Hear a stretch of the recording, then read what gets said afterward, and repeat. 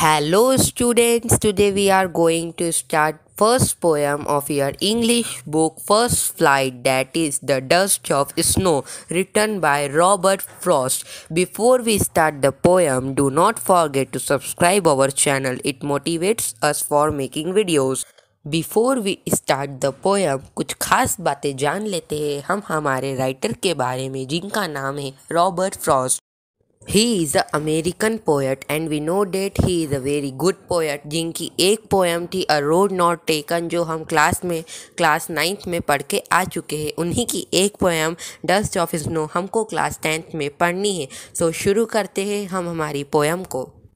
Title dust of snow से आपको क्या समझ में आ रहा है? यहाँ पे डस्ट का मतलब धूल या मिट्टी नहीं है, यहाँ पे डस्ट का मतलब है किसी चीज़ का गिरना या झड़ना। मतलब कोई पोएट के ऊपर एक बार बर्फ़ झाड़ता है, उससे पोएट पे क्या फीलिंग आती है, उनको क्या एक्सपीरियंस होता है, वह उनने इस पोएम में हमको बताया है।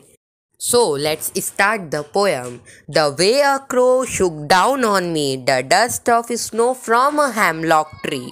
First of all hemlock tree क्या होता है? एक पॉइजनस प्लांट होता है, ट्री होता है जिसके वाइट कलर के छोटे छोटे फ्लावर्स होते हैं, जैसा कि आप इमेज में देख सकते हैं। ये पीच ट्री और क्रिसमस ट्री के समथिंग प्लांट होते। And second we know that crow is also symbol of death and fear. यहाँ पे जो हेमलॉक ट्री एंड क्रो है वो दोनों ही सिंबल है डेथ के, फियर के। लोगों ने इसको अच्छा नहीं मानते, अशुभ मानते हैं। तो अब यहाँ पर जो पोएट सीन क्रिएट करना चाहते हैं वो किस चीज़ का सीन है? वो डिस्पेयर का सीन है, सैडनेस का सीन है, दुखी सीन है।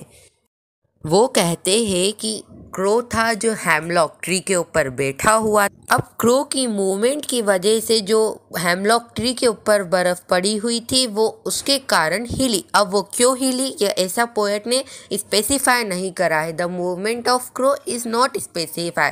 अब वी नो डेट हम जानते हैं कि जो बर्ड्स होते हैं वो मूवमेंट करते हैं, अपने पंख हिलाते हैं, इसी के कारण हो सकता है कि बर्फ़ गिर गई होगी। अब वो हमारे नीचे खड़े हुए पोएट के ऊपर गिर। अब उसके कारण, उस बर्फ़ गिरने के कारण हमारे पोएट के अंदर कुछ चेंज आया। अब वो क्या चेंज आया हम सेकेंड स्टेंजा में देखेंगे। Has given my heart a change of mood and saved some part of a day I had rued. Rued means held in regret. Regrets means you are feeling sorry about something. Sad है, आप दुखी है किसी चीज़ के कारण। अब crow की movement की वजह से पोएट के अंदर क्या चेंज आया अब हम देखेंगे। जैसे ही क्रो के कारण पोएट के ऊपर बर्फ़ गिरी वैसे ही जो पोएट के दिल का मूड था वो चेंज हो गया, वो बहुत हैप्पी हो गए। हमने जैसे कि देखा था कि वो फर्स्ट स्टेंजा में बहुत दुखी थे, सैड थे, लेकिन सेकेंड स्टेंजा में वो खुश हो गए। क्यों खुश हो गए? क्योंकि जैसे ही क्रो की मूवमेंट की वजह से जो बर्फ़ गिरी उसके कारण जो पोएट के दिल का मूड है वो चेंज हो गया और वो हैप्पी हो गए। वो कह रहे हैं कि जो मेरे बाकी का दिन था वो भी बहुत अच्छा स्पेंड हुआ।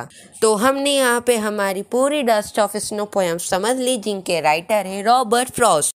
If you want video on poetic device related to this poem Dust of Snow, so comment it on a comment box, and alliteration videos already available, so check it on playlist and I button also.